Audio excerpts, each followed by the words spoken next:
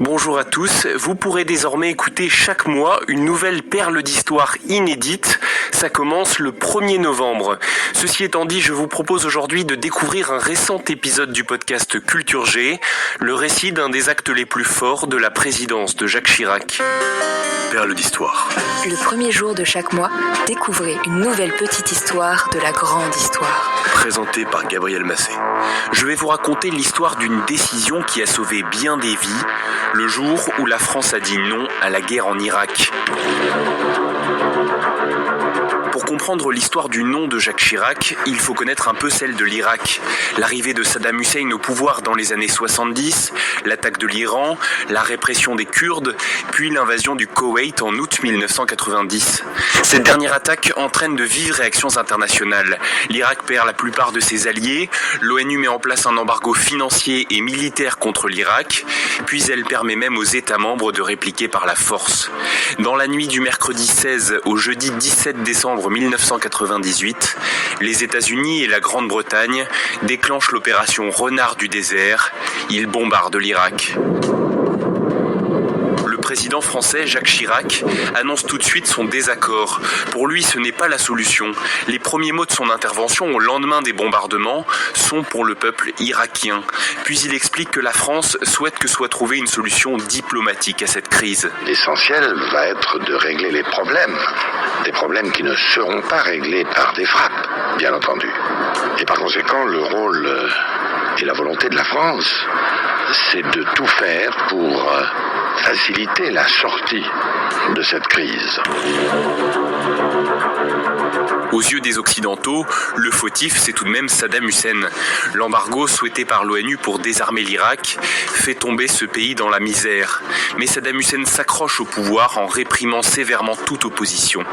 La voie diplomatique voulue par la France consisterait en l'envoi d'inspecteurs des Nations Unies en Irak. Ils auraient pour mission de vérifier que le régime irakien n'utilise pas et ne développe pas d'armes chimiques ou bactériologiques. Saddam Hussein n'apprécie pas cette ingérence et il s'oppose catégoriquement à ces contrôles. À ce moment-là, la situation internationale est extrêmement tendue et elle va même devenir explosive le 11 septembre 2001. Bonjour à tous, ce flash spécial pour vous annoncer ces très spectaculaires explosions. Ce serait un attentat selon les médias américains. En l'espace de 20 minutes, 2 avions ont percuté les prestigieuses tours jumelles du World Trade Center, donc dans le quartier de Wall Street, à New York, au cœur de Manhattan.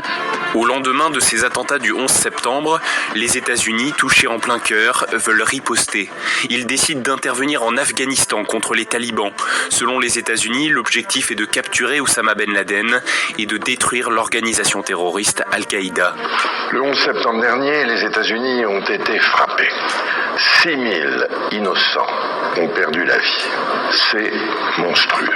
Nous devons savoir que ces attaques terroristes nous concernent tous. Toutes les démocraties sont menacées.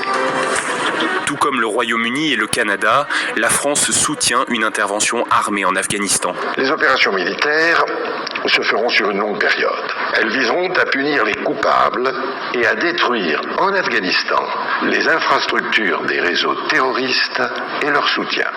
Nos forces y participeront. À ce stade, des navires français sont associés à cette opération. Ces derniers jours, les États-Unis nous ont présenté de nouvelles demandes de participation militaire. Nous assumerons notre part dans un esprit de solidarité et de responsabilité.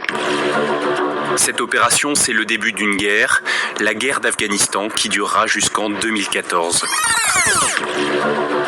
En 2002, la menace d'une intervention occidentale, cette fois en Irak, pousse Saddam Hussein à accepter la présence des inspecteurs de l'ONU. Les rapports de ces experts laissent planer un doute, mais en aucun cas ils ne prouvent l'utilisation d'armes chimiques ou bactériologiques par les autorités irakiennes. Mais les Américains, dont le président est George W. Bush, sont déterminés à y aller. Ils veulent entrer en guerre, ils sont soi-disant persuadés qu'il y a des liens entre le régime irakien et Al-Qaïda, et ils déclarent avoir la preuve de l'existence d'armes chimiques en Irak. Le 5 février 2003, le secrétaire d'État américain Colin Powell essaye de convaincre le Conseil de sécurité des Nations Unies. Il montre des photos satellites et il agite même une fiole supposée contenir de l'anthrax. Il déclare « Chacune des déclarations que je fais aujourd'hui s'appuie sur des sources solides ». Mais pourtant, tout est faux, tout est inventé. Powell le reconnaîtra quelques années plus tard. Mais sur la base de ces mensonges, en 2003, le Conseil de sécurité doit prendre une décision. Intervenir ou ne pas intervenir en Irak. Et à ce moment-là, alors qu'il faut l'unanimité des 5 pays membres permanents du Conseil de sécurité pour adopter une résolution, un chef d'État de l'un de ces pays a le courage de dire « Quelles que soient les circonstances, la France votera non parce qu'elle considère ce soir qu'il n'y a pas lieu de faire une guerre pour atteindre l'objectif que nous nous sommes fixés, c'est-à-dire le désarmement de l'Irak. La guerre, c'est toujours un ultime recours, c'est toujours un constat d'échec, c'est toujours la pire des solutions, parce qu'elle amène la mort et la misère. » C'est non, la France déposera son veto quoi qu'il arrive. C'est ce qu'explique Jacques Chirac le 10 mars 2003 sur les JT de TF1 et de France 2, vous venez de l'entendre. La France refuse la guerre en Irak et à l'ONU, c'est le ministre des Affaires étrangères, Dominique de Villepin, qui va porter ce message. Dans ce temple des Nations Unies, nous sommes les gardiens d'un idéal. Nous sommes les gardiens d'une conscience. La lourde responsabilité et l'immense honneur qui sont les nôtres doivent nous conduire à donner la priorité au désarmement dans la paix. Et c'est un vieux pays, la France d'un vieux continent comme le mien, l'Europe, qui vous le dit aujourd'hui, qui a connu les guerres, l'occupation, la barbarie. Un pays qui n'oublie pas et qui sait tout ce qu'il doit aux combattants de la liberté venus d'Amérique et d'ailleurs.